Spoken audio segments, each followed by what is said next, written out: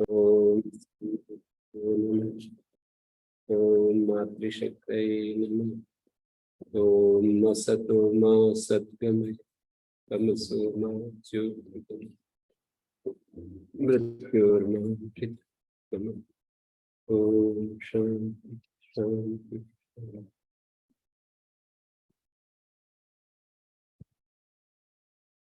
विवेक चूड़ामणि कक्षा 45।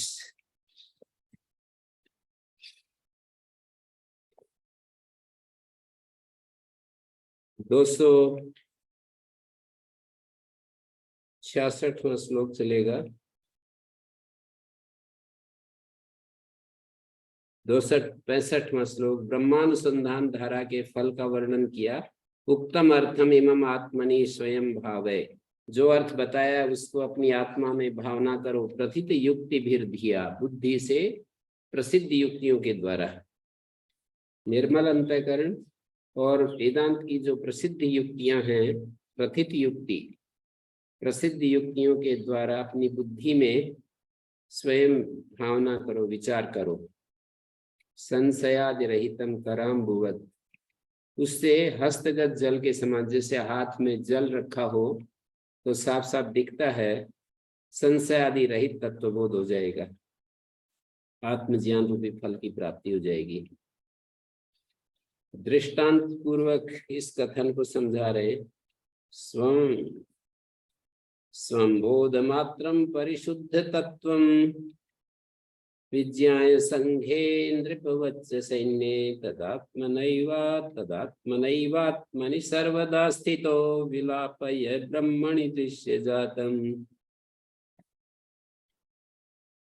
संघे नृपवत् सैन्ये, स्वयं बोध मात्रम परिशुद्ध तत्वम, सैन्ये नृपवत् संघे परिशुद्ध तत्वम स्वयं बोध मात्रम विज्ञाय। सेना के बीच में रहने वाला जो राजा होता है, सैन्य नृपवत, सेना के मध्य में जैसे राजा की स्थिति होती है, शरीर आदि संघात में स्थित, शरीर आदि संघात में स्थित विशुद्ध तत्व को परिशुद्ध तत्व, बोध स्वरूप उस अपनी आत्मा को जानकर, बोध स्वरूप उस अपनी आत्मा को जानकर, बोध मात्रम स्वम बोध मात्रम, स्वम बोध मात्रम विज्ञाय, अपनी आत्मा को बोध स्वरूप बोध मात्र जानकर विशुद्ध अंतःकरण के द्वारा तदात्मना, तदा आत्मना एव सर्वदा आत्मनि स्थिता, विशुद्ध अंतःकरण के द्वारा सदा आत्मनि स्थिता, स्वरूप निष्ठ होकर, अपने स्वरूप में स्थित होकर ब्रह्म में संपूर्ण दृश्य वर्ग को विलीन कर दो। अपनी बुद्धि से उस सब को लीन कर दो। लीन करने का मतलब सीधा होता है कि जिसमें लीन कर दिया उसी वही दिखे, और जिसका लीन कर दिया, जिसको लीन कर दिया वो न दिखे।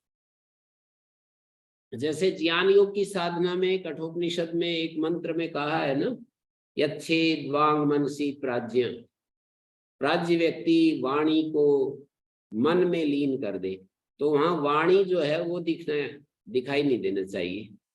वाणी जो निरंतर हमारी वाक्यों के रूप में प्रस्फुरित होती रहती है, वो वाक्य सेंटेंस अलग अलग जो निकलते हमारे मन में आते रहते हैं, विचार में आते रहते हैं, एक एक विचार जो आते रहते हैं, उन विचारों को मन में लीन कर दो।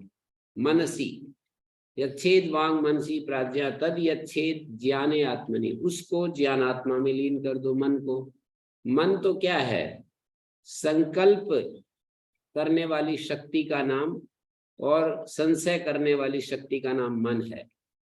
तो मन में लीन करने का मतलब मैं किसी प्रकार के मुझे संकल्प में नहीं रहना है, मुझे अपने भीतर कोई संकल्प को स्थान नहीं देना है, संशय को स्थान नहीं देना है। तो ऐसा जो मन की जो स्थिति है उसको मन कह दिया और उस मन में वाणी को लीन कर दिया। यच्छेद वांग मनसी प्राज्ञ तद यच्छेद ज्ञाने आत्मनि, उसको ज्ञान आत्मा में लीन कर दो। अर्थात जो ज्ञाता है, जानने वाला, वो शेष रहे और संकल्प विकल्प भी अदृश्य हो जाए। और ज्ञानम आत्मनि महति, ज्ञानात्मा को, मैं सब दृश्य को जान रहा हूँ, इसको महदात्मा में लीन कर दे। तद यच्छेद शांत आत्मनि, और महदात्मा को भी शांत आत्मा में, क्रिया शक्ति और जो ज्ञान शक्ति है उसको महदात्मा कहते हैं। तो क्रिया शक्ति, ज्ञान शक्ति जो महदात्मा है उसको भी शांत आत्मा में लीन कर दे। तो ये यहाँ पर भी ऐसे ही कहा, राजा जब निकलता है उसके साथ बहुत प्रकार के आयुधों से युक्त विविध प्रकार की सेना भी निकलती है पूरे ताम झाम के साथ। तो उस सेना के बीच में छत्र आदि चिन्हों से युक्त जैसे राजा निवास करता है, उसी तरह शरीर, इंद्रिय, प्राण, अहंकार आदि जो कार्यकरण का संघात है, उस संघात के बीच में विशुद्ध तत्व रहता है। ये दृष्टांत दिया। जैसे सैन्यगण के बीच में सेना के विविध जो जवान होते हैं उनके साथ राजा होता है।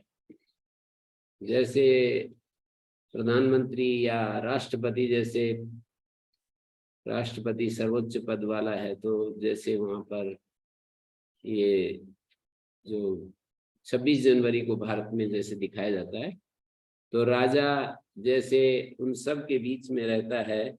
तो इसी तरह से यहाँ पर कहा कि स्वम बोध मात्रम परिशुद्ध तत्वम विज्ञाय संघे नृपवत्स सैन्य, मतलब राजा जैसे सभी में अलग थलग रहता है, सारे समुदाय के बीच में, ऐसे आत्मा जो है वो शरीर, मन, प्राण, इंद्रियां, इन सब के बीच में, इस संघात के बीच में विशुद्ध तत्व के रूप में रहता है। तो स्वम बोध मात्रम परिशुद्ध तत्वम विज्ञाय, उसको अपने को बोध मात्र परिशुद्ध तत्व जानकर संघे सैन्य नृपवत, मतलब ये दृष्टांत दिया सैन्य नृपवत, सेना के ताम झाम के बीच में जैसे राजा होता है, ऐसे ही संघे, ये हमारा जो समुदाय है, कार्यकरण संघात, संघ का मतलब यहाँ पर कार्यकरण संघात में अपने आप को बोध मात्र परिशुद्ध तत्व जानकर तदात्मना एव आत्मनि सर्वदा स्थित, अपने स्वरूप, अपने विशुद्ध स्वरूप से अपनी आत्मा में स्थित, आत्मना एव आत्मनि स्थित, अपने विशुद्ध स्वरूप से अपने स्वरूप में स्थित हुआ। यहाँ पर आत्मना एव आत्मनि स्थित शब्द का मतलब है बोध है जी, स्वयं के द्वारा स्वयं में, हाँ, स्वयं के द्वारा पर निरपेक्ष होकर स्वयं के द्वारा स्वयं में स्थित होना बता दिया। विवेक के द्वारा उसका अनुभव करके, माने ज्ञान मात्र दृश्य संबंध रहित जानकर, विज्ञाय संघे, अपने को बोध मात्र परिशुद्ध तत्व जानकर स्वयं के द्वारा स्वयं में सर्वदा स्थित हुआ। ब्रह्म में समस्त जो दृश्य जात है, सारा जो दृश्य है उसको ब्रह्म में विलीन कर दो। मतलब आत्मनिष्ठ होकर, आत्मस्वरूप में स्थित होकर ब्रह्म में जो एक कल्पित दृश्य वर्ग है, ये समस्त प्रपंच है, इसको लीन कर दो।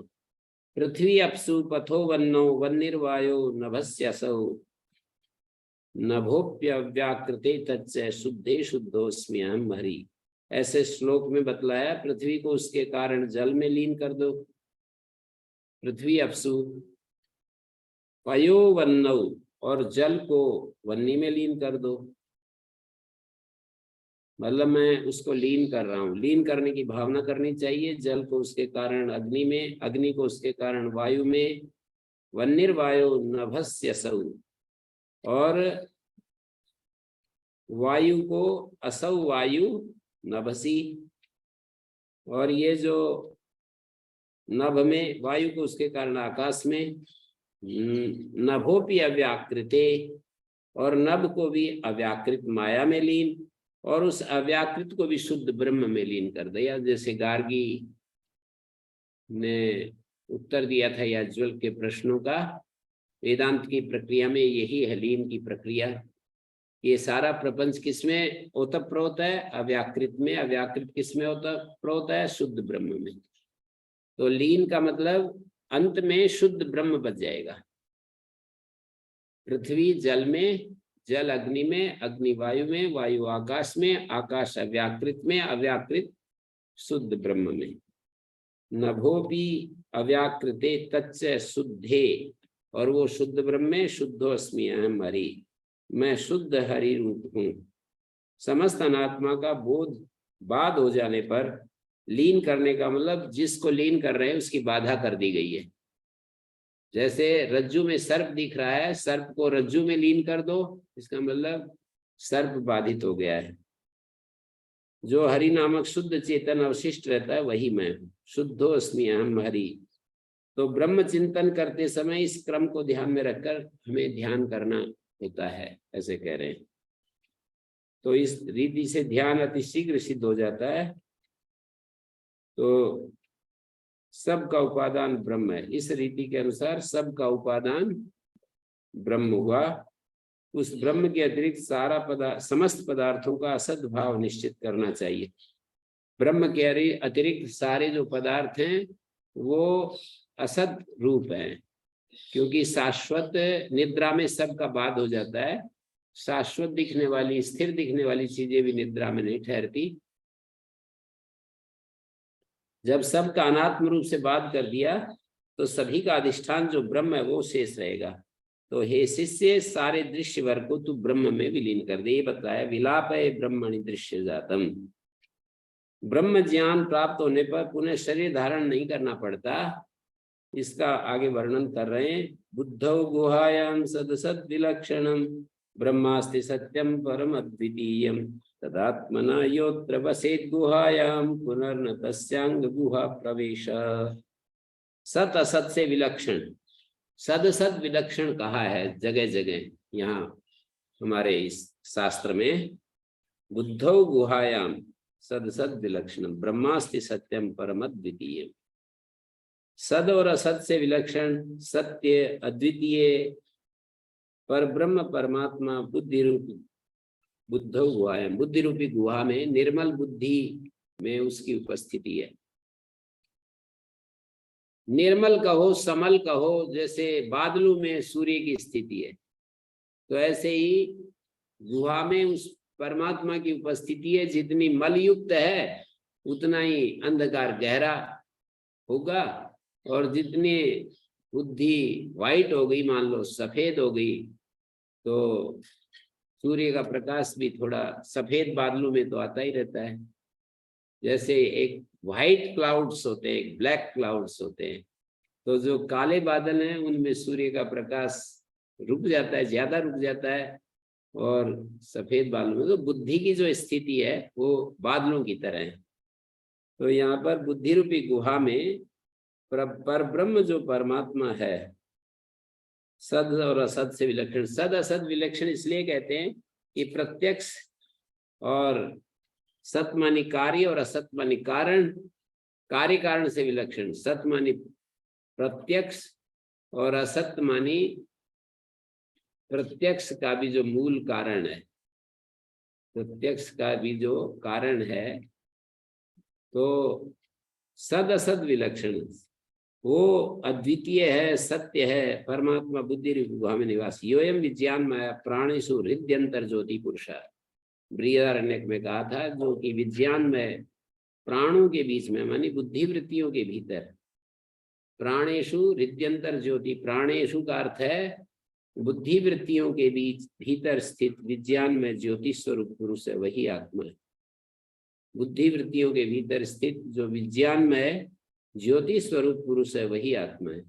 सैवाएश आत्मा हृदय, निश्चय ही वह ये आत्मा हृदय में, ये जो आत्मा है ये हृदय में है। सैवाएश आत्मा हृदय। तो श्रुतियों के द्वारा आत्मा को बुद्धि रूपी गुहा में स्थित माना है, और बुद्धि रूपी गुहा में सैवा एष आत्मा हृदय, हृदय का मतलब बुद्धि रूपी गुहा में। छांदोग्य उपनिषद में कहा सैवा एष आत्मा हृदि, 8वें अध्याय में तीसरे अध्याय के बीच में वो होते हैं। नहीं, छांदोग्य उपनिषद में तो खंड होते हैं और मंत्र होते हैं। अध्याय होते हैं, खंड होते हैं, मंत्र होते हैं, 3 विभाग है। तो तीसरे खंड के तीसरे मंत्र में ये बात कही सैवा एष आत्मा हृदि। और केनोपनिषद में प्रतिबोध विदितम का, आत्मा को बुद्धि गुहा में स्थित माना और बोध के प्रति प्रत्येक बोध में प्रत्येक आत्मा रूप से विदित है। बोध में भी जो प्रत्येक आत्मा के रूप में विदित है। प्रत्येक आत्मा का मतलब जो उसके अंतर्वासी के रूप में, उसके भीतर रहने वाला, इनर मोस्ट बीइंग। तो बोध में प्रत्येक जो बोध होता है, जैसे आंख के द्वारा जो एक बोध होता है, कान के द्वारा एक बोध होता है, त्वचा के द्वारा एक बोध होता है, नासिका के द्वारा एक बोध होता है और रसना के द्वारा बोध होता है। केवल मन को देखते हैं तो मन में भी एक प्रकार का बोध होता है। तो इन सारे बोधों में जो बोध रूप में सब में एक बोध की धारा बह रही है। बोध के प्रति जो प्रत्येक बोध में प्रत्येक आत्मा रूप से विदित है। दृश्यते तो अग्र्या बुद्धिया सूक्ष्म या सूक्ष्मदर्शी भी, सूक्ष्मदर्शियों के द्वारा, अग्र्या बुद्धि के द्वारा जो देखा जाता है, संस्कृत और सूक्ष्म बुद्धि से देखा जाता है। तो बुद्धि के बिना आत्मा को जानना अशक्य है। मतलब बुद्धि को ऐसा भी कहते हैं कि बुद्धि वा अवांग मनस गोचर है, वाणी और मन से वो अगोचर है। जब तक वाणी और मन बाह्य विषयों में लगी हुई है, और वाणी और मन ये भी बाह्य विषय ही है, जैसे शास्त्र पर विचार कर रहे हैं, मंत्रों की व्याख्या कर रहे हैं, व्याकरण, प्रकृति प्रत्यय आदि का विश्लेषण कर रहे हैं, शब्द के अर्थ को जान रहे हैं, ये भी एक प्रकार का बाह्य विषय ही है। शब्दों की काट छांट कर रहे हैं, शब्दों, इस शब्द से ये अर्थ लेना चाहिए, वो अर्थ लेना चाहिए। यदि ऐसा केवल इतना मात्र से वो हो जाता आत्मबोध, तो महर्षि दयानंद रोजाना 1 घंटा ध्यान क्यों करते हैं? महर्षि दयानंद को अलग से 1 घंटा ध्यान करने की, वो तो सारा दिन शब्दों में ही होते थे, शब्दों की व्याख्या करते थे, पुस्तक लिखते थे, तो शब्दों के माध्यम से ही वेद मंत्रों का अर्थ करते थे, वो सब करते थे। तो स्वरूप चिंतन के अतिरिक्त सब बाह्य विषय। हाँ, आत्मचिंतन के अलावा जब आत्मचिंतन करते हैं तो बुद्धि ही वो चिंतन कर रही होती है।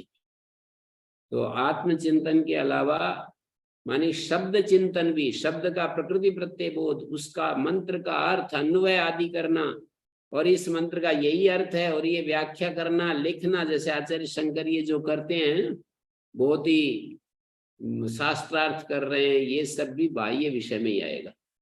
लेकिन चूंकि वो करुणावश दूसरों को बताना चाहते हैं, सत्य को सबके सामने रखना चाहते हैं, वो पर्पजली आत्म स्वरूप से हट करके, मतलब आत्म स्वरूप में रहते हुए, यूं कहना चाहिए, पूरा हट करके कहेंगे तो ठीक नहीं बैठेगा, आत्म स्वरूप में रहते हुए और वो पुस्तक आदि लिखने का काम करते हैं। आत्म स्वरूप में रह करके पुस्तक भी लिखी जा सकती है, आत्म स्वरूप में गायों की सेवा, आत्म स्वरूप में खेती हो सकती है, आत्म स्वरूप में कोई बिजनेस कर सकता है, आत्म स्वरूप में रहते हुए सारे काम हो सकते हैं। तो जैसे पुस्तक लिखना है, वैसे ही झाड़ू लगाना है, वैसे खेत में घास उखाड़ना है। तो मुख के दर्शन के लिए दर्पण की आवश्यकता होती है, उसी तरह आत्म दर्शन के लिए मुख का देखना है तो दर्पण की जरूरत है। वैसे ही आत्म दर्शन के लिए शुद्ध बुद्धि की आवश्यकता है। बुद्धि की वृत्ति से ही अज्ञान का आवरण भंग होता है। ये जो है मैं शुद्ध ज्ञान स्वरूप, ये बुद्धि की वृत्ति आवरण को भंग करती है।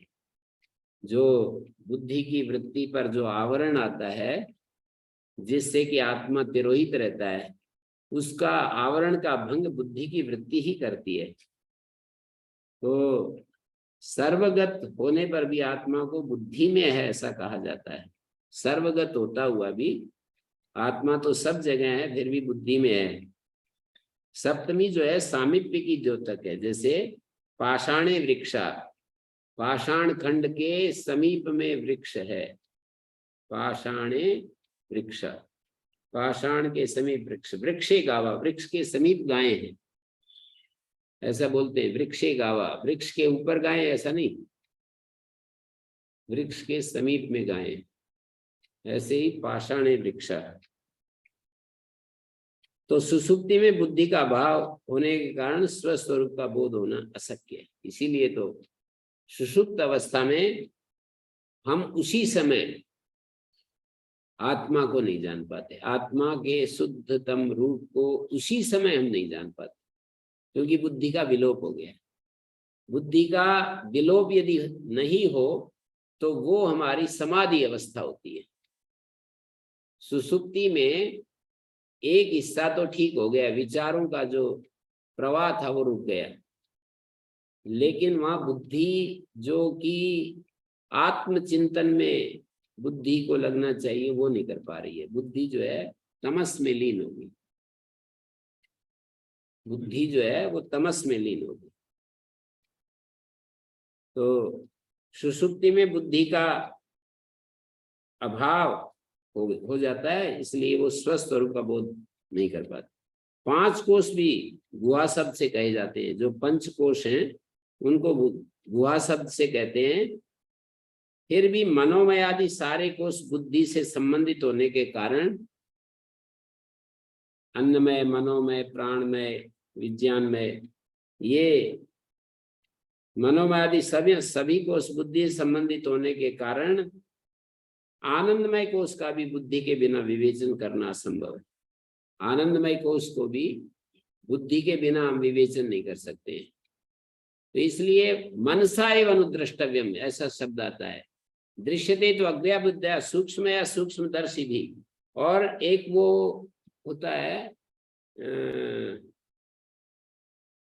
जैसे हृदा मनीषा मनसा विक्लिप्ता। हृदा मनीषा कठोपनिषद में हृदा मनीषा मनसा विक्लिप्ता, जो मन पर नियंत्रण करने वाली मनीट बुद्धि के द्वारा, मनीषा का अर्थ होता है मन पर नियंत्रण करने वाली जो बुद्धि है। हृदा मनीषा मनसा विकृप्ता, मन से शुद्ध ज्ञान स्वरूप से प्रकाशित, शुद्ध ज्ञान स्वरूप से जो प्रकाशित है। न संदृशे तिष्ठति रूपमस्य न चक्षुषा पश्यति कश्चनैनम। कोई इसको अपनी आंख से नहीं देखता। और न संदृशे तिष्ठति रूपमस्य, इसका प्रत्यगात्मा का रूप दृष्टि में स्थिर नहीं होता है। न संदृशे तिष्ठति रूपमस्य,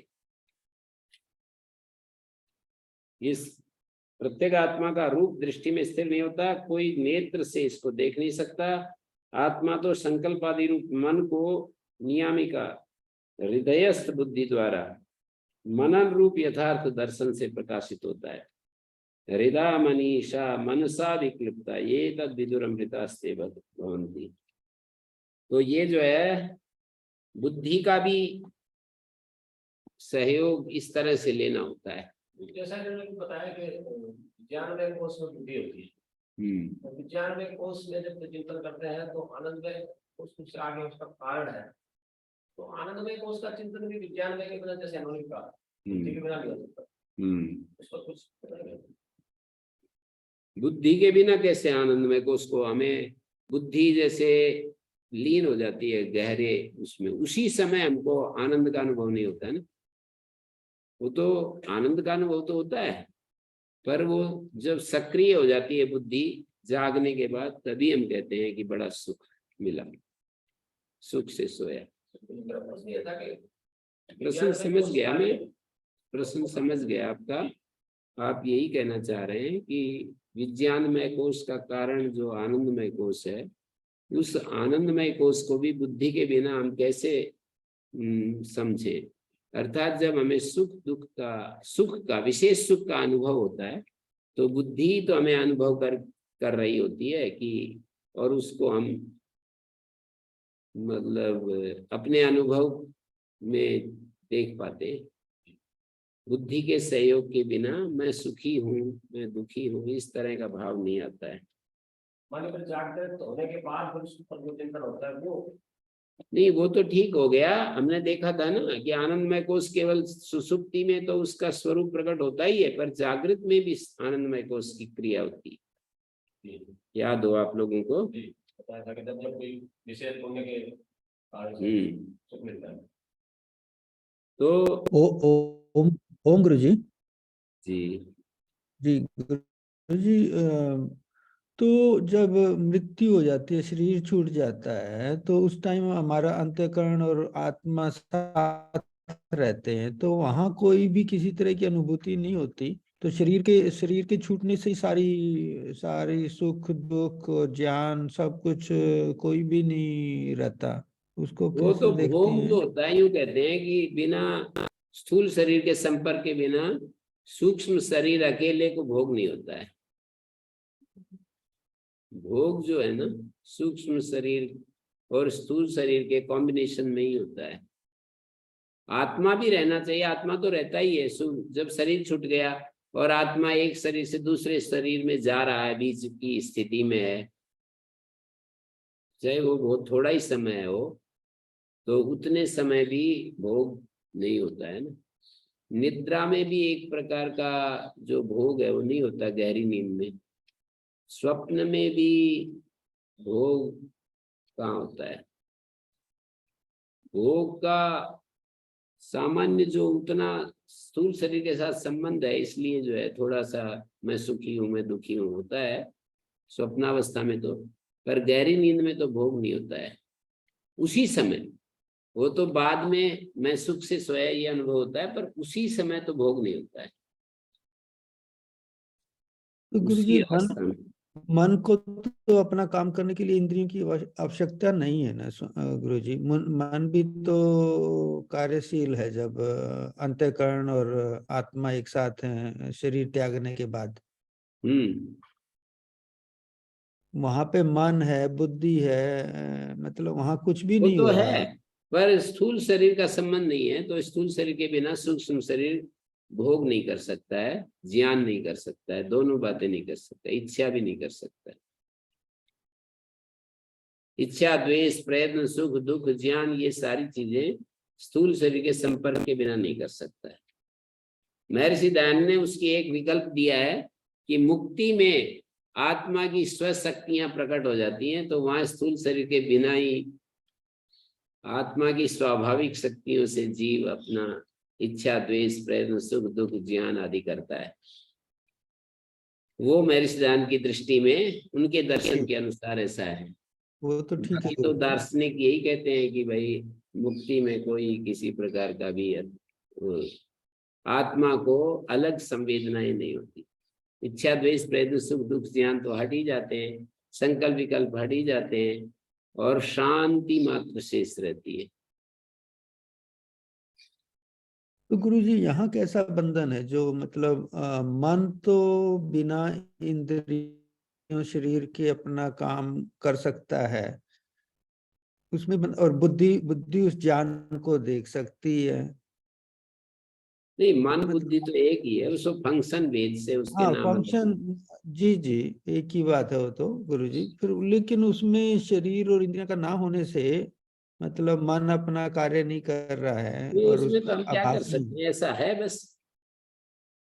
ऐसा कारण क्या खोज सकते हैं, ऐसा है बस।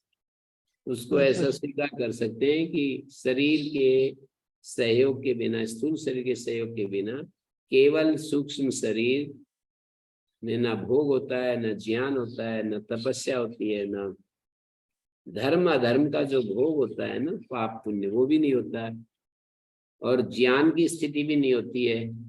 जैसे मैं अब जान रहा हूं ना, तो स्थूल शरीर के संपर्क से के बाद ही जान रहा हूं, तो ये भी स्थिति नहीं होती है। इसको ऐसे भी कह सकते हैं गुरु जी कि सूक्ष्म शरीर स्थूल शरीर के अधिष्ठान में ही कार्य करता है, उसके बिना निष्क्रिय होता है। वो तो संबंध बता दिया उसको आपने, अधिष्ठान आपको समझ में यदि इस भाषा में अधिकार आया कि सूक्ष्म शरीर का अधिष्ठान स्थूल शरीर होता है तभी कार्य करता है, मैंने उसको संबंध कहा। स्थूल और सूक्ष्म का जब संबंध होता है, जुड़ाव होता है, तभी सूक्ष्म शरीर अपने जानने की, भोगने की इच्छा आदि सब क्रियाएं करता है। जैसे हम इच्छा करते हैं, हम किसी मार्ग का चुनाव करते हैं, निर्णय करते हैं, ये सारा स्थूल शरीर के साथ बुद्धि का, जो सूक्ष्म शरीर का, बुद्धि माने सूक्ष्म शरीर का संबंध होने पर ही कर पाते हैं। अकेला स्थूल शरीर भी नहीं कर पाता, अकेला सूक्ष्म शरीर भी नहीं कर पाता। इन दोनों के संबंध में ही ये सब होता है। तो कहीं शास्त्रों में आया नहीं गुरुजी, अभी तक मुझे पढ़ने में नहीं आया। मतलब क्या मन क्यों नहीं स्थूल शरीर के बिना? नहीं, क्यों का उत्तर तो क्या बताएं अब। जी जी। ये तो आता ही रहता है कि मन स्थूल शरीर के बिना कुछ नहीं करता है। बाकी क्यों नहीं करता है, क्यों का उत्तर तो अब क्या देता है, क्यों का उत्तर तो क्या दिया जा सकता है। मतलब वो कौन सा लिंक जो डिपेंडेंस है स्थूल शरीर पे, वो कौन सा लिंक है जो मन को चाहिए अपना काम करने के लिए? स्थूल शरीर के बिना मन को कार्य करने के लिए स्थूल शरीर का है कुछ न कुछ। अब ये तो विचार करो, खोजो इसको। जी गुरु जी। बाकी बाकी तो होता नहीं है ऐसा। अभी मैं एक बात कह रहा था आपको कि 5 कोष गुहा शब्द से कहे जाते हैं। मनोमय आदि सारे कोष बुद्धि से संबंधित होने के कारण सॉफ्टवेयर जो है बिना हार्डवेयर के काम करता है। ये कह रहे हैं कि सॉफ्टवेयर जो होता है वो हार्डवेयर के बिना काम नहीं करता।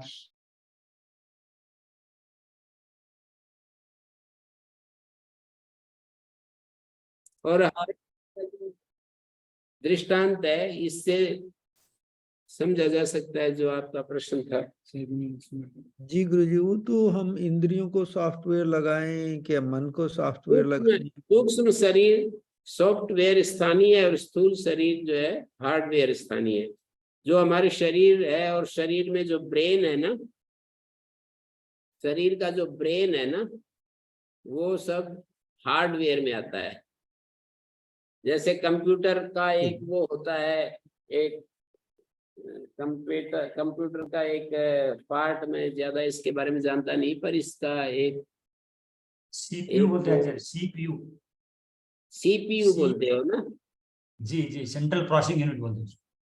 हाँ, तो जो सीपीयू है वो जी हार्डवेयर स्थानीय है, और उसमें जो ऐप डालते हैं वो सूक्ष्म शरीर स्थानीय है।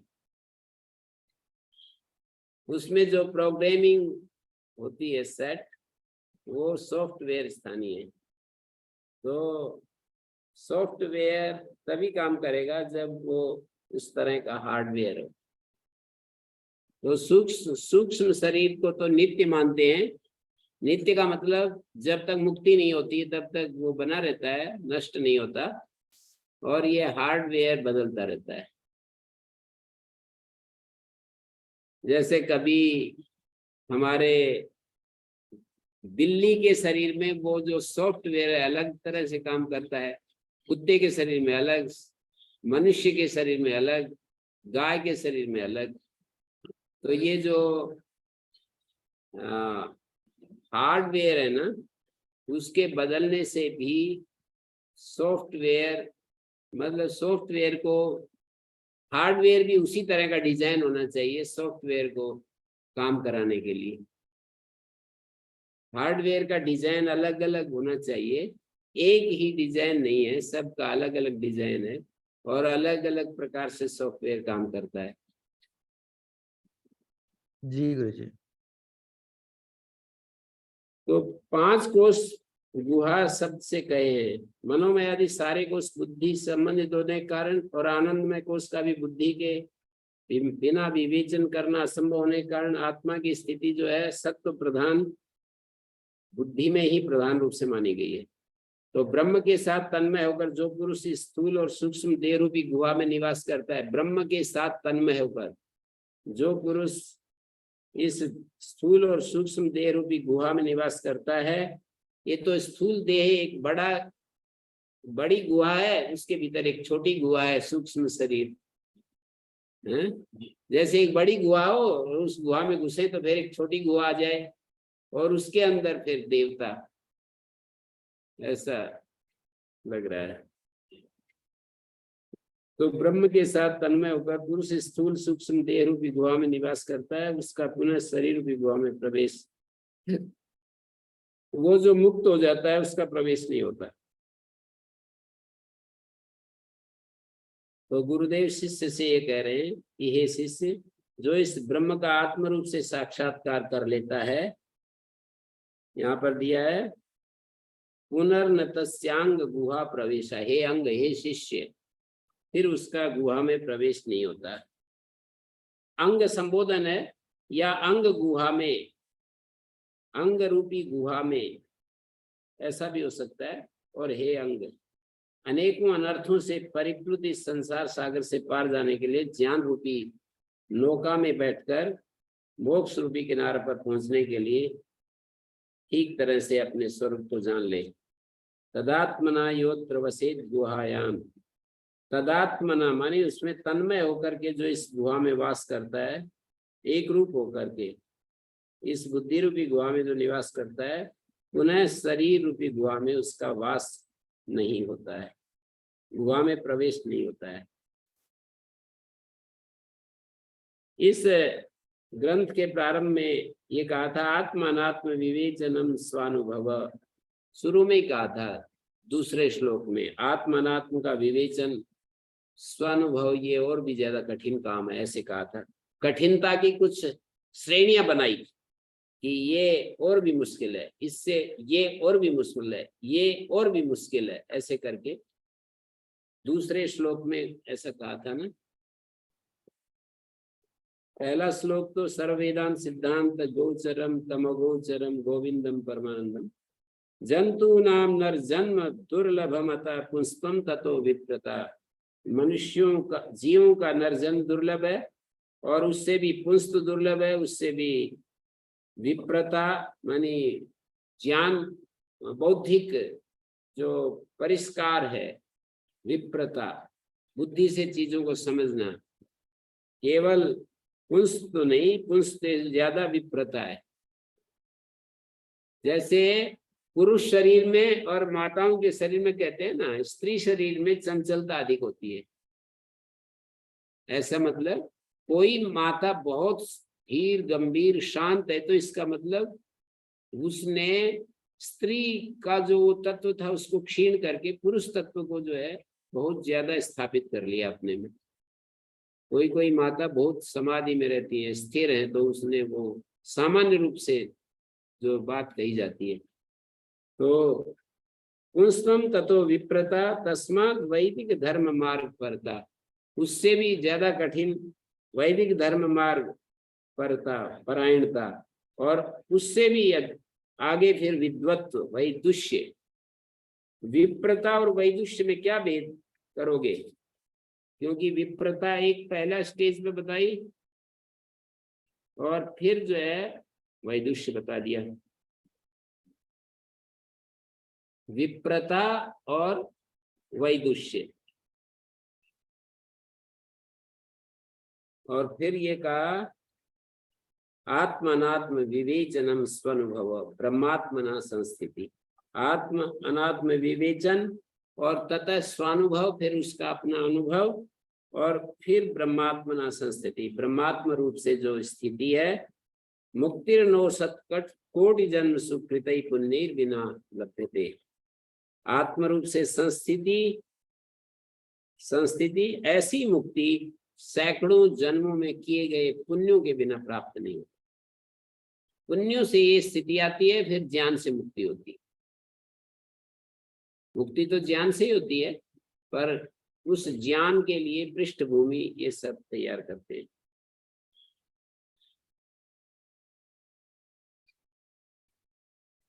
निर्मल बुद्धि जो है मनुष्य जीवन में ही संभव है।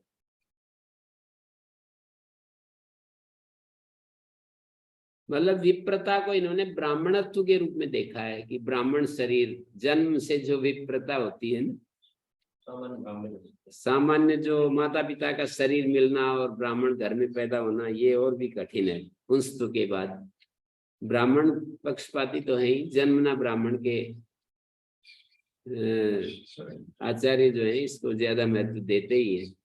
मतलब आचार्य का अभिप्राय जन्म से ब्राह्मण का इतना ही नहीं है कि केवल कोई भी जैसे आजकल की तरह नहीं है। उनका अभिप्राय तो जो माता पिता ब्राह्मण शरीर का मतलब यह है कि जो माता पिता ब्राह्मण के कर्मों को कर रहे हैं, ब्राह्मण की स्थिति में जी रहे हैं, उस संतान, वो जो उनके घर में संतान आएगी वो तो विशेष होगी, ऐसा मेरे को समझ में आ रहा है। ऐसा उनका, वो तो परंपरा में फिर बिगड़ तो जाती है चीजें।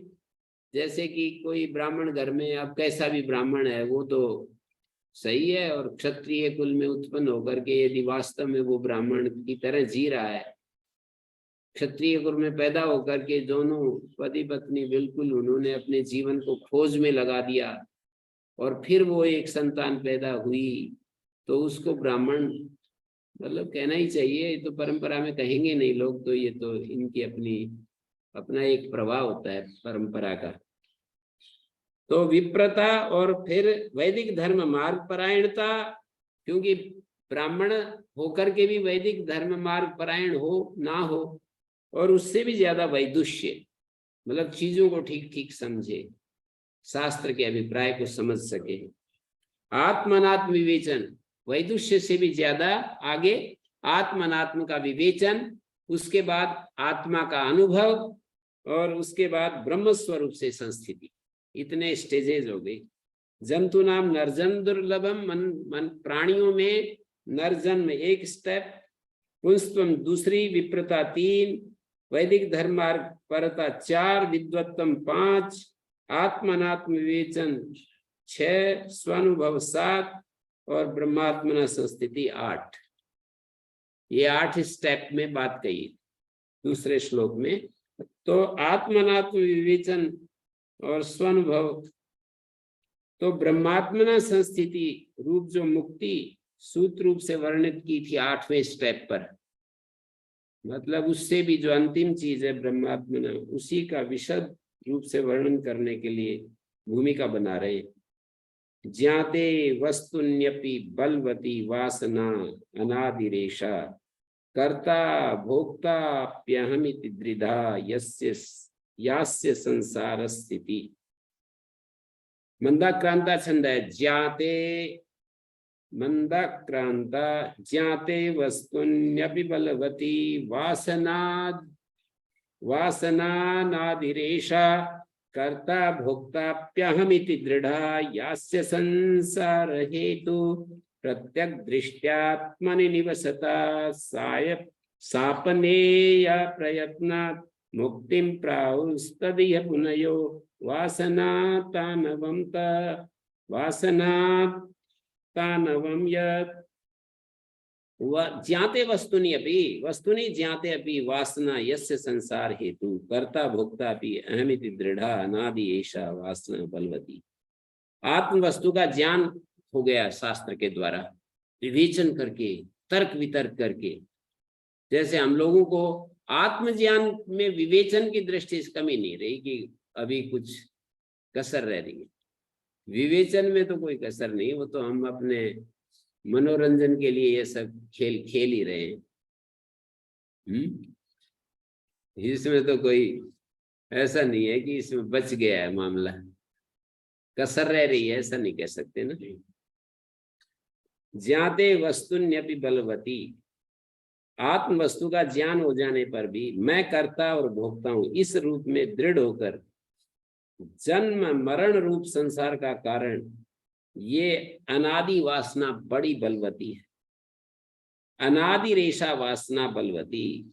ज्ञाते वस्तुनि अपि, ये ज्ञाते वस्तुनि अपि का मतलब श्रवण मनन के द्वारा और आंशिक निधिध्यासन के द्वारा। आंशिक बोल रहा हूं, पूर्ण निधिध्यासन में तो वासना क्या करेगी फिर, श्रवण मनन और आंशिक निधिध्यासन के द्वारा तत्व को जान लिया, फिर भी ये अनादि वासना कौन सी? कर्ता भोक्ता अहमिति दृढ़ा यस्य संसार स्थिति। ये जो जन्म मरणों संसार का कारण, संसार हेतु, मैं करता हूं, मैं भोगता हूं, इस रूप में दृढ़ होकर को जन्म मरण रूप जो संसार का कारण, ये अनादि वासना अत्यंत बलवती है। 2 पंक्तियों में ये कह दिया, ज्ञाते वस्तुनि अपि बलवती वासना अनादि रेशा। ये अनादि वासना बड़ी बलवान है। कर्ता भोक्ता अहमिति दृढ़ा यास्य संसार हेतु। जो या वासना अस्य साधक संसार हेतु, इस साधक के संसार का जो कारण बनती है।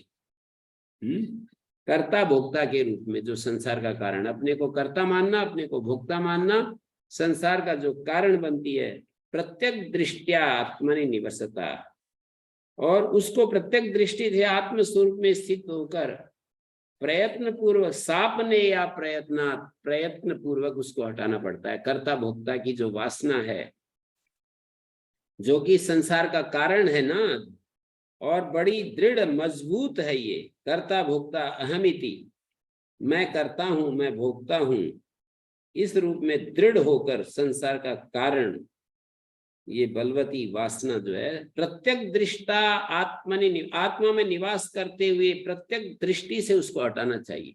मैं आत्म स्वरूप हूं, मैं शुद्ध आत्मा हूं, मैं शुद्ध आत्मा हूं, मैं चैतन्य स्वरूप हूं, मैं प्रज्ञान स्वरूप हूं। कॉन्शियसनेस के अलावा मेरा कुछ स्वरूप नहीं है।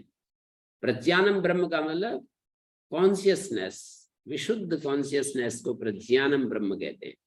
अयम आत्मा ब्रह्म, ये मेरा जो आत्मा है ये ब्रह्म रूप है। अहम ब्रह्मास्मि, मैं ब्रह्म हूं, ब्रह्म स्वरूप हूं। ये इन प्रयत्नों के द्वारा इस वासना को, कर्ता भोक्ता की वासना को हटाना चाहिए। मुक्तिम प्राहुस्तदि मुनयो वासना तानवम यद।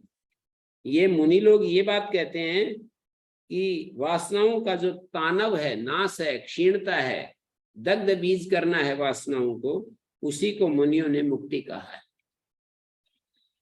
वासनाओं को क्षीण करना, नाश करना, उसी को मुनियों ने मुक्ति कहा।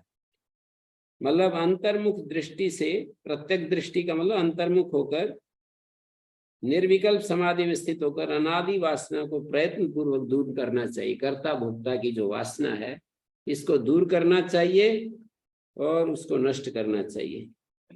तो ऐसा करने पर क्या मिलेगा? तो वासना की क्षीणता, नाश को ही मननशील मुनिगण जो हैं मुक्ति नाम से उसको पुकारते हैं।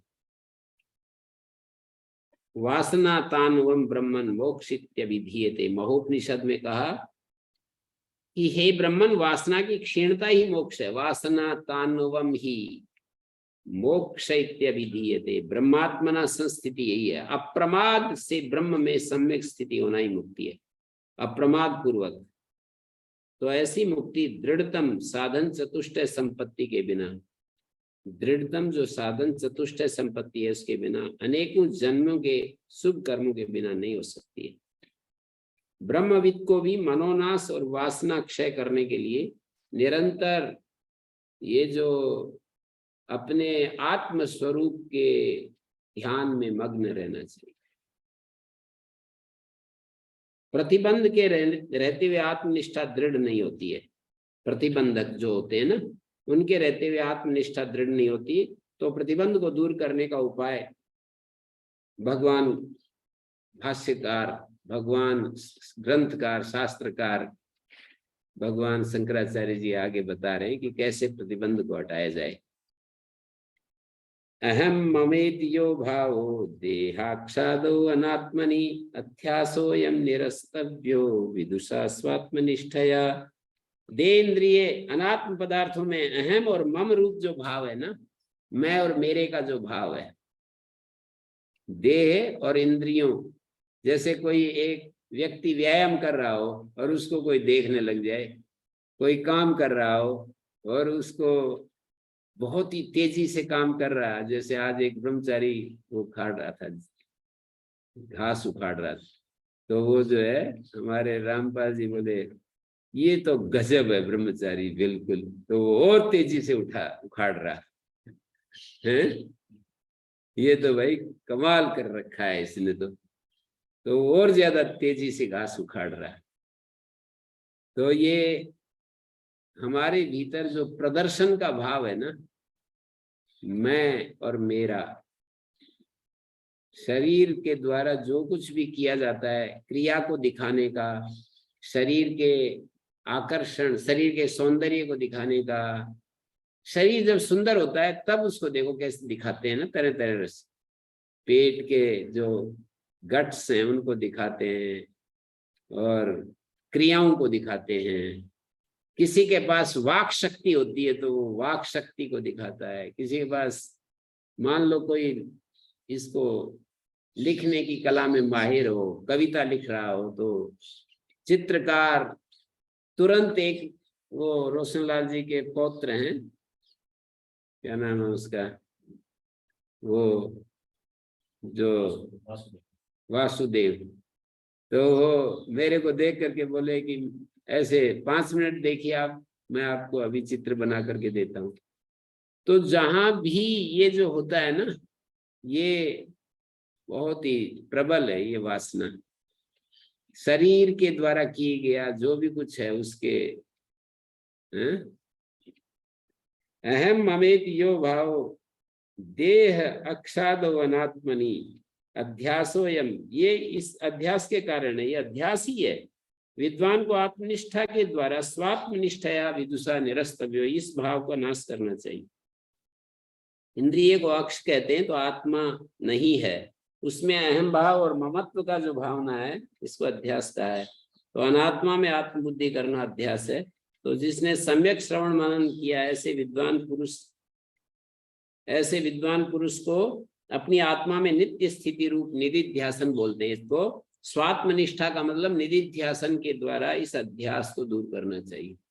ये प्रतिबंध तो निधिध्यासन के द्वारा, स्वात्मनिष्ठा के द्वारा, अपने स्वरूप में स्थिति के द्वारा कुछ भी शब्द बोल लो। अब ये पूरा क्लियर आ गया चित्र की प्रतिबंध कैसे हटेगा। उसका प्रकार बताते हैं। ज्ञात्वा स्वं प्रत्यगात्मानं बुद्धि तद्वृत्तिमाक्षिणं सोहमित्येव सद्वृत्त्या अनात्मनि आत्ममितं मतिं जहि।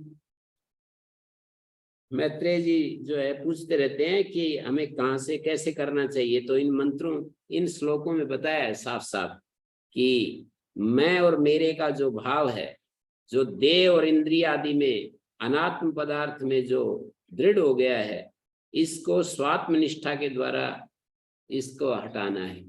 स्वात्मनिष्ठा क्या है? मैं शुद्ध चैतन्य स्वरूप हूँ। ये जो भावना है, मैं शुद्ध चैतन्य स्वरूप हूँ। बीच बीच में बस शांत हो जाए और मन में कोई और संकल्प विकल्प आए, कोई विचार आए, तो मैं शुद्ध आत्म स्वरूप हूँ। या ओम इत्यादि शब्द सुनते हैं, वो भी यही बात काम करता है। जैसे ओम ओम, मैं शुद्ध आत्म स्वरूप हूँ। ओम का मतलब अपना शुद्ध आत्म स्वरूप, तो मैं शुद्ध आत्म स्वरूप हूँ। ओम का मतलब ही होता है मैं शुद्ध आत्मा हूँ। तो शुद्ध आत्म स्वरूप में अपने को निरंतर रखना चाहिए।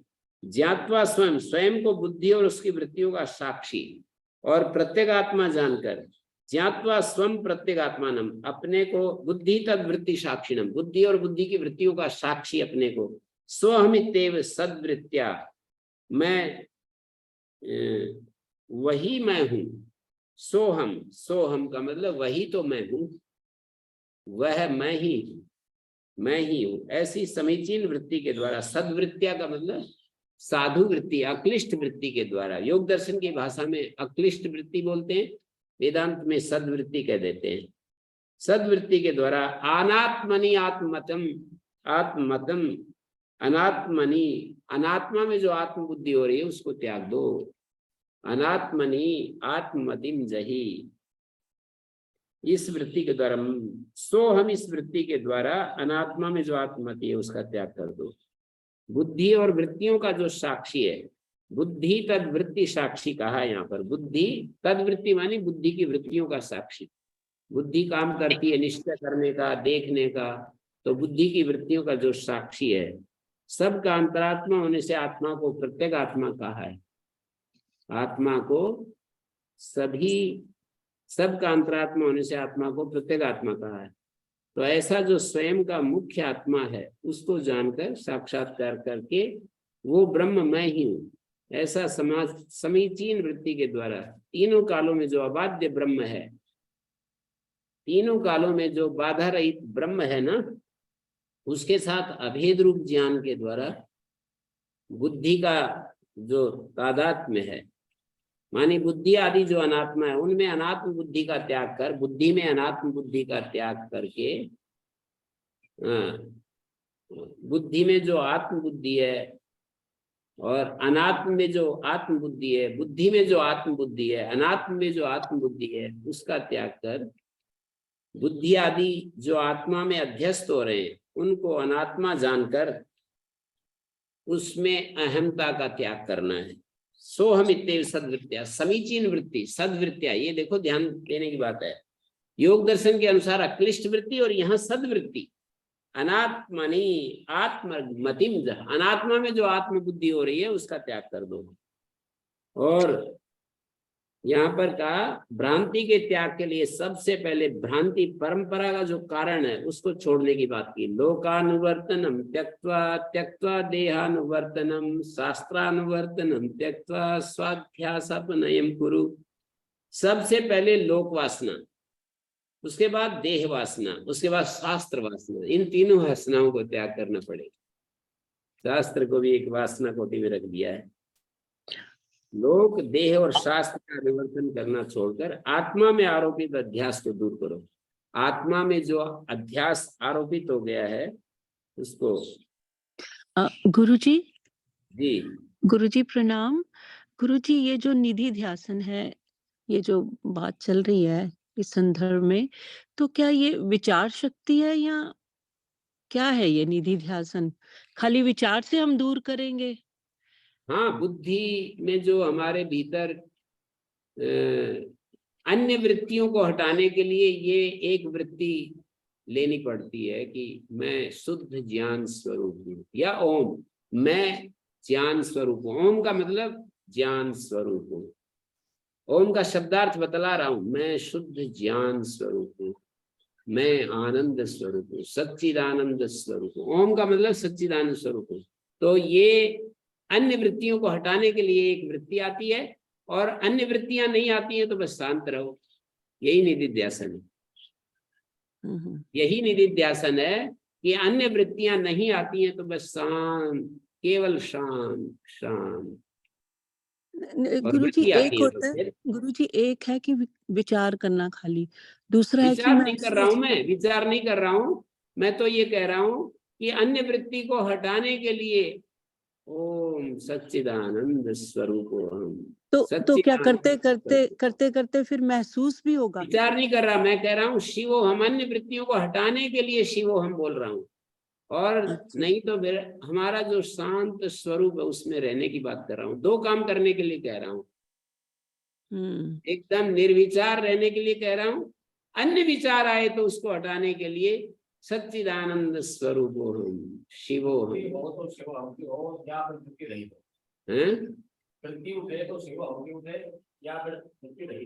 हाँ, या तो वृत्ति रहित हो, नहीं तो वृत्ति, अन्य वृत्तियां उठती हैं तो उनको हटाने के लिए शिवो हम, सच्चिदानंद स्वरूप हम, ऐसा बोलना पड़ेगा।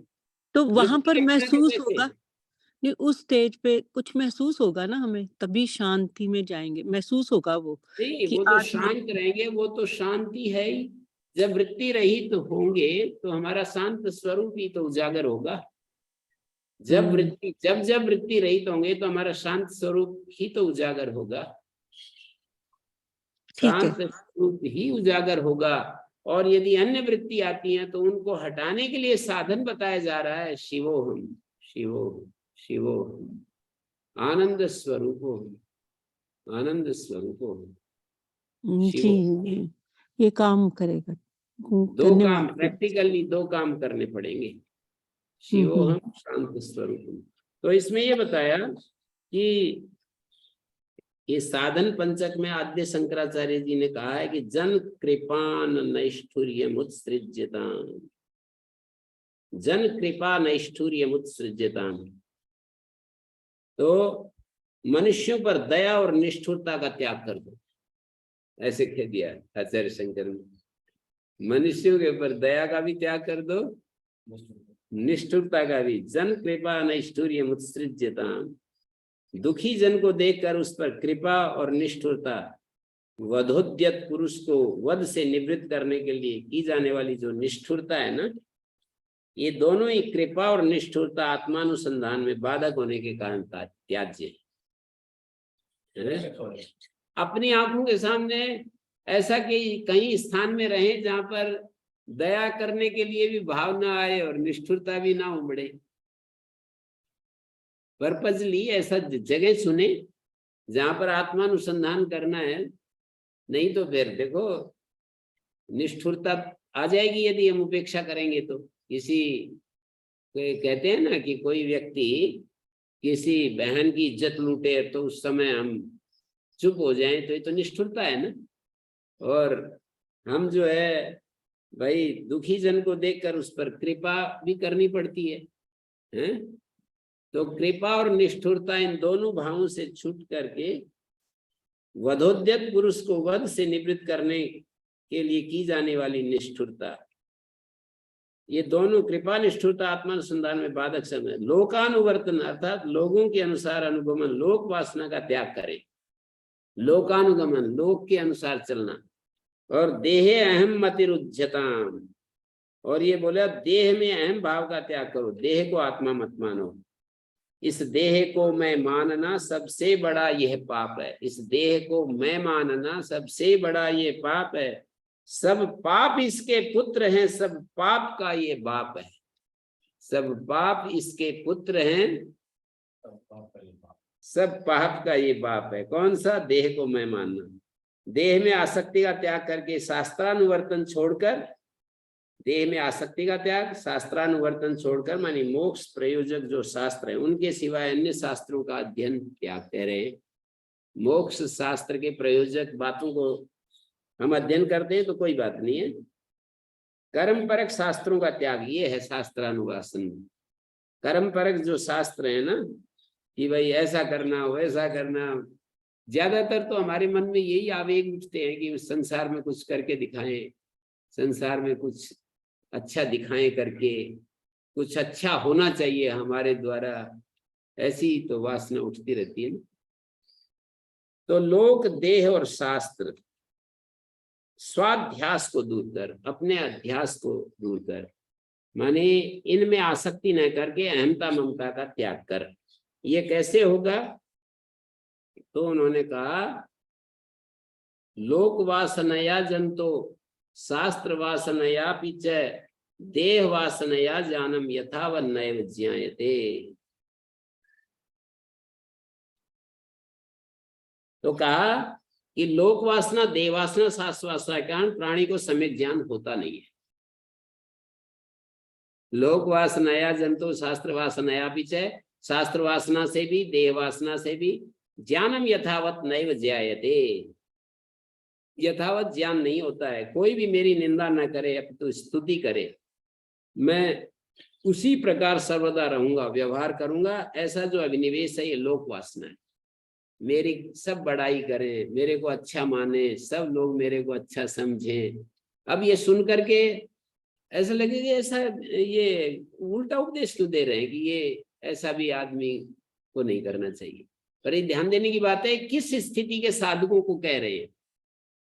प्रारंभिक स्टेज में तो ये रखना ही पड़ता है कि भाई मेरे द्वारा कोई गलत बात मुंह से ना निकल जाए, कोई गलती ना हो जाए, कोई गलत उदाहरण सामने ना आ जाए, ऐसे ऐसे करना ही पड़ता है ना।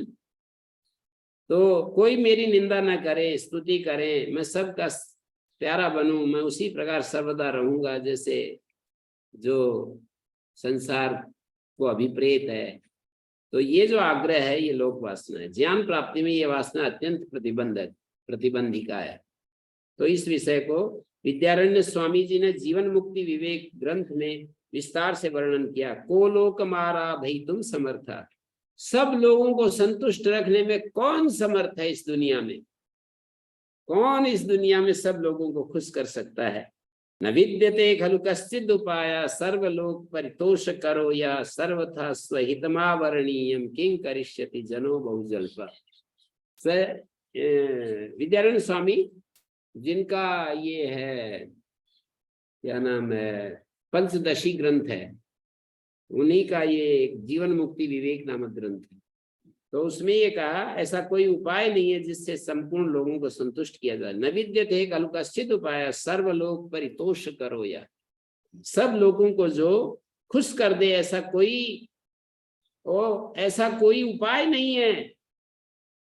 भगवत गीता में भी भगवान कहते हैं तुल्य निंदा स्तुति मौनी, निंदा और स्तुति में एक जैसा रहे, निंदा स्तुति एक समान, वही मुझे प्रिय है। तो लोक वासना का त्याग करना चाहिए। तो सर्वथा स्वहितम आचरणीयम, अरे अपना जो भला है उसका आचरण करना चाहिए। किं करिष्यति जनो बहुजल्प, मनुष्यों की जो वाणी है हमारे लिए क्या हित करेगी? यदि किसी ने कह दिया कि ये बहुत अच्छा है, किं करिष्यति जनो बहुजल्प, बहुत बात करने वाले ये मनुष्य ये हमारे लिए क्या करेंगे? तो ये तो हो गई लोक वासना की स्थिति। और एक शास्त्र वासना का भी त्याग करने के लिए कह रहे हैं। शास्त्र वासना के 3 भाग हैं, एक पाठ वासना, एक शास्त्र पाठ व्यसन, शास्त्र व्यसन, अनुष्ठान व्यसन। पाठ व्यसन क्या होता है? भरद्वाज मुनि पाठ व्यसनी थे। भरद्वाज मुनि ने अपनी 300 वर्ष की पूरी आयु पर्यंत बहुत वेदों को पढ़ा, और इंद्र ने जाकर उनको 100 वर्ष की और आयु देने के लिए कहा तो पूछा कि मुझे और 100 वर्ष दे दो। ठीक है, मैं यही पाठ करता रहूंगा। फिर बोले और 100 वर्ष देते हैं, क्या करोगे? बोले यही पाठ करता रहूंगा। तो पाठ व्यसनी होते हैं कुछ लोग। भरद्वाज जी बोले मैं और वेदों का अध्ययन करूंगा। इंद्र ने उन्हें वेदों की अनंतता का ज्ञान कराया कि वेद तो अनंत है, तुम्हें कितनी हजार जन्म दे दिए जाएं तो भी वेदों की इस अनंतता को तुम पार नहीं पा सकते हो। तो इंद्र ने उन्हें वेदों की अनंतता का ज्ञान कराया, पाठ व्यसन रूपी शास्त्र वासना से उनको हटाया। और तैत्तिरीय ब्राह्मण में ये तैत्तिरीय ब्राह्मण में ये कथा आती है। और शास्त्र व्यसन दूसरा है कावशेय गीता के अनुसार। कोई एक दुर्वासा नामक ऋषि थे, कावशेय गीता, दुर्वासा नामक ऋषि थे, जो अनेकों पुस्तकों का भार साथ लेकर महादेव जी को नमस्कार करने आए। अनेकों जो पुस्तकें हैं, हाँ, बहुत सारे पोथी पुस्तक लेकर के महादेव जी को नमस्कार करने आए। उस सभा में पहले से बैठे हुए नारद मुनि ने उनके शास्त्र व्यसन की निंदा की। कावशेय गीता में ये कथा आती है, दुर्वासा नामक ऋषि थे, शास्त्र व्यसन की निंदा की नारद मुनि जी ने, जिससे उन्होंने सारी पुस्तकें समुद्र में फेंक दी। सारी पुस्तकें समुद्र में फेंक दी और बाद में वो ज्ञान प्राप्त करके मुक्त हो गए। तो इंद्र ने भारद्वाज को पाठ व्यसन से मुक्ति दिलाई और दुर्वासा को नारद मुनि जी ने समुद्र में फेंकवा दी सारी किताबें। बाद में ज्ञान प्राप्त करके मुक्त हो गए। शास्त्र व्यसन के कारण ही वे ज्ञान से वंचित थे। और तीसरा है अनुष्ठान व्यसन। विष्णु पुराण के अनुसार निदाग अनुष्ठान व्यसनी थे। निदाग ऋषि जो थे वो अनुष्ठान व्यसनी थे।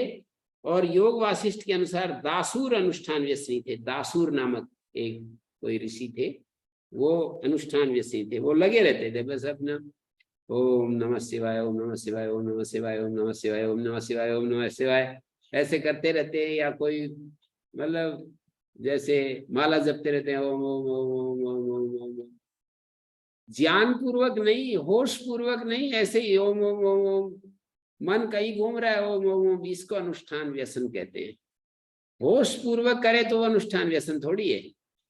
तो वो जो निदाग अनुष्ठान व्यसनी थे और योग वासिष्ठ के अनुसार दासूर जो थे वो भी अनुष्ठान व्यसनी थे। रिभु के द्वारा बार बार आत्मज्ञान का बोध कराने पर भी कर्म में जो उनकी जड़ श्रद्धा थी उसको उसने दीर्घ काल तक नहीं छोड़ा। रिभु नामक ऋषि ने बार बार आत्मज्ञान का बोध कराने पर भी कर्म में जो उनकी जड़ श्रद्धा थी ना, जड़ मीमांसक बोलते हैं, जड़ मीमांसक हो गए ये। दीर्घ काल तक नहीं छोड़ा तो दासुर को अत्यंत जड़ श्रद्धा के कारण यज्ञ के अनुकूल शुद्ध भूमि समस्त पृथ्वी में कहीं नहीं मिली। अत्यंत उसकी जो जड़ श्रद्धा थी ना, बहुत ज्यादा उसकी, कि ऐसी शुद्ध भूमि में यज्ञ करूंगा जो बिल्कुल पवित्र भूमि होगी। यज्ञ के अनुकूल शुद्ध भूमि सारी धरती पर ही नहीं मिली। तो शास्त्र वासना आत्मज्ञान की प्रतिबंधिका होने के कारण त्याज्य है। उसी प्रकार देव वासना के भी 3 प्रधान वो हैं घटक। शास्त्र वासना के 3 बताए और देह वासना के भी 3 हैं। देह वासना के 3 कौन कौन से हैं? एक तो देहात्म भाव, एक गुणाधान और एक दोषापनयन। चार्वाक आदि के अनुसार देही आत्मा है, तो ऐसी भावना वाले व्यक्ति के को ज्ञान नहीं हो सकता है, माने देहात्म भाव। छांदोग्य उपनिषद में असुर राज विरोचन को ब्रह्मा जी ने, प्रजापति ने उपदेश दिया कि ये देही आत्मा है, तो उसने समझा कि ठीक है, देहात्म भाव में जीने लगा, सम्यक ज्ञान नहीं हुआ। और गुणाधान, गुणाधान 2 प्रकार का होता है, लौकिक दूसरा शास्त्रीय। स्वर, रूप, केश, इनको सुंदर बनाना है, ये लौकिक गुणाधान। मुझे अपना गला ठीक करना है, मुलैठी और मिश्री, काली मिर्च का प्रयोग करके अपने शरीर के ही तो गुणों को धारण। हाँ, स्वर है, रूप है, सुंदर रूप बनाना है, केश अच्छे बनाने हैं, लंबे लंबे, बल, गंगा स्नान, शालिग्राम, चरणोदक आदि शास्त्रीय गुणादान है। तो दोषापनयन ये भी 2 प्रकार का होता है। दोषापनयन लौकिक और शास्त्रीय 2 प्रकार का है। वैद्य के कथनानुसार औषध के सेवन और मुख प्रक्षालन आदि से जो दोष दूर किए जाते हैं, मतलब लौकिक और शास्त्रीय 2 प्रकार का है। गुणाधान भी 2 प्रकार का है, जैसे कोई गंगा स्नान करके आता है, शालिग्राम का चरणोदक लेता है, ये शास्त्रीय गुणाधान समझ लो। और ऐसे ही दोषापनयन लौकिक और शास्त्रीय 2 प्रकार का। वैद्य के कथनानुसार औषध के सेवन और मुख प्रक्षालन आदि करना, ये जो दोष दूर किए जाते हैं उनको लौकिक, और शौच और आचमन आदि के द्वारा, और जो आचमन आदि के द्वारा दोष हटाए जाते हैं, तुलसी पत्र का सेवन करना और इस तरह से जो, तो शास्त्रीय कहलाएंगे। तो लोक वासना, शास्त्र वासना, देह वासना, तीनों वासनाओं के कारण प्राणी को सम्यक बोध कभी नहीं हो पाता है। शास्त्र वासना, लोक वासना सबसे पहले, शास्त्र वासना और देह वासना के कारण।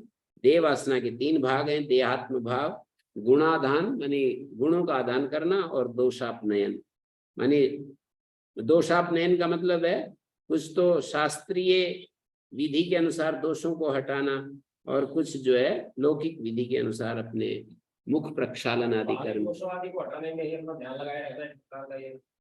बाह्य दोषों को हटाने में ध्यान लगाए रखना एक प्रकार का लौकिक है, और वो भी लौकिक और शास्त्रीय, जैसे शौच और आचमन आदि के द्वारा जो दोष दूर किए जाते हैं, उसको भी दोषापनयन, ये शास्त्रीय है।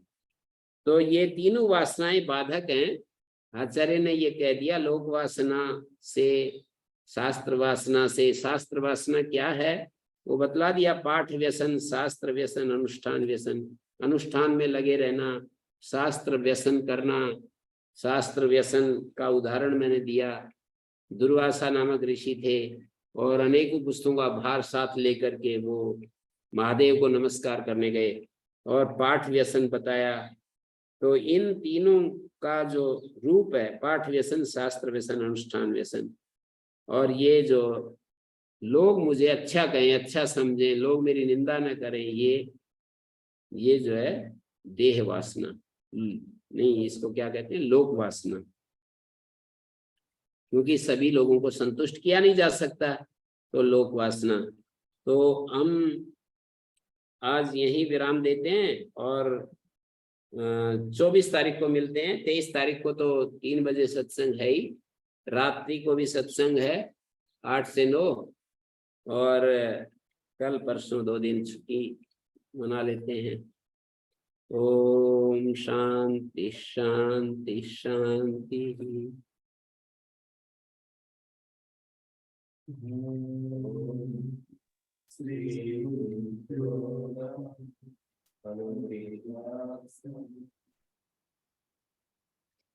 प्रणाम गुरुजी।